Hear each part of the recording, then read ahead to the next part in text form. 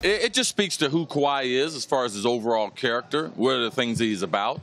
He spent most of his life in the San Diego area, wants to be back in that area, wants to play for a different organization, preferably the Clippers or the Lakers. Those are his only two choices as far as where he wants to go. And it also lets you know that there are some things within San Antonio's organization that he has decided he would much rather not be a part of, and money is not his motivation. He believes that in Southern California, he'd be a lot happier. So that's the reason why he's made the decision to force San Antonio to trade him. See, if you didn't know Kawhi and his people, if this were, pick a different player, if this were Anthony Davis, just another superstar caliber player, and you didn't know the background, would it not shock you that a guy might leave $70 million on the table? Well, on paper, it looks like $70 million, but it's not $70 million. It's different than that because you get that fifth year of the contract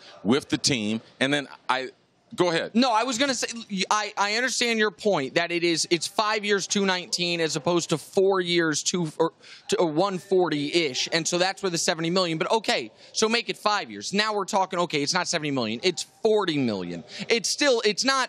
No matter how much money you have, it's not a rounding error. It's an enormous amount of money, and a guy with some injury history, that having the 5 years locked in is important. The only reason this isn't shocking to me is because you've been covering this story and we've been covering this story for months, so we knew this was coming. Otherwise, this would be to not sign the Supermax unless the team just has no history of winning or something like that. It is mind-boggling. Well, most time people aren't being honest. They always say, well, it's not about the money, but very rare do you see a person like Kawhi that he actually can back that up, where it isn't about the money. It's just about where he wants to play basketball and where he thinks that he's going to be happy. And where he doesn't want to play basketball, because as you've told us, there's a reason he doesn't want to stay in San Antonio anymore. Yes, he wants to go to Los Angeles, but equally as important for him in making this decision is he doesn't like some of the things that are happening in San Antonio and the way he's been treated by the organization. Yeah, of course. That's one of the reasons why. He's not upset with Popovich, how he coached them. He's not upset that they don't have a chance for championships. But the way they police the players day to day, it's been told to me they want a bunch of yes people, a lot like New England Patriots. That's the only comparison that I would have in pro sports. And Kawhi, he's a guy, he doesn't mind doing exactly what the organization wants, but he's also a guy that he would like to be learned. He would like to have more information, and he would like for them to be able to explain a lot of the simple things they want the players to do. And he might do them, but he'd like an explanation of why they would have that approach. All right, so Brian Windhorst talked about this yesterday, and it's similar to what I'm hearing, which is if you talk to cap people, you don't even need like some great league source. Just people that really understand the cap and the CBA, or even can just play with the trade machine online, you realize because of the contracts the Lakers have, and because they didn't trade for it, they didn't sign guys to multi-year deals. They got guys to one-year deals, and they don't have a lot of mid-priced veterans. There's no practical way to make a two-team trade, Kawhi Leonard going to the Lakers, work. We also know the Clippers just flatly, even though they have the contracts to make it work, don't have the assets. Now, the Lakers could make it work come late December once you can trade away those one-year players. But you've been told Kawhi is not going to play for the Spurs ever again, correct? I've been told that Kawhi wants out of San Antonio. I've been told he'd prefer to be traded to the Los Angeles, to the Clippers, or the Lakers. That's what I've been told. So the reason I bring it up is it's one thing to get to Los Angeles immediately, and it's another thing to get there a year from now. And unless there's a third team, I've been saying all along, I think it's going to end up a Laker.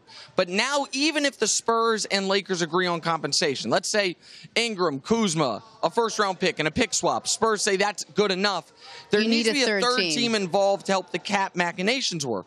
And the reason I brought up Windhorst is he talked about how the Nets don't have cap space all of a sudden. The Bulls signed Jabari Parker to $20 million. They don't have the cap space to help make it work all of a sudden. And that's one of the reasons you're hearing Toronto come back into the fold. They can make it work. They can make it work. And if the Spurs like DeMar DeRozan, that's also an attractive win-now proposition. If you're the Raptors, even if you think it's just a rental, you could say, Does Kawhi Leonard plus Kyle Lowry and our young pieces make us the favorites in the East? We won 59 games last year without Kawhi Leonard. He's better than DeMar DeRozan. You understand why for Toronto, even if it's just a rental, that would be an attractive piece. That's something that I thought had a close to 0% chance 2 weeks ago. Now, as it becomes tougher and tougher for a trade to the Lakers or Clippers to be consummated without another team helping out, I think you have to open up to the fact that Toronto could be actually legitimately in this game right now for Kawhi. If Toronto trades for Kawhi without talking to him and getting the player's opinion on it, I would say it would be very, very foolish. So on paper, it might look like Toronto, but as far as being able to get a deal done, I don't see Toronto being able to get a deal done with Kawhi. Well, so that's what I want to ask you. If they can't make a trade work with the Lakers, and the fact that you need the third team matters at this point, do you believe Kawhi? Isn't Kawhi's number one priority getting out of San Antonio? Even if that means there's a... No, I think his number one priority is getting to Los Angeles. So, okay. I mean, that's... So if Toronto Toronto, I think is the most likely. If they call up the Spurs and the Spurs say you can talk to Kawhi, do you have any idea of do you think Kawhi's response is, listen, it's a rental, or Kawhi's response is, you shouldn't even trade for me at all? My message has been consistent. What I've heard from Kawhi's camp is they are not entertaining anything in the Paul George variety. That want to go to Los Angeles, want to do it as soon as possible. Anything else? No. I just want the audience to know that it's not as simple anymore as the Lakers and the Spurs understanding it. The Clippers don't have the assets. People don't follow the cap, and I get it. Like, oddly enough, the Bulls giving Jabari Parker $20 million made this more complicated. Right. The Nets doing what they did make this more complicated when you need a third team involved. Thanks for watching. Subscribe here to get the latest from the show. Also, be sure to check out more of the best clips from First Things First, or go watch a few segments from our other shows on FS1.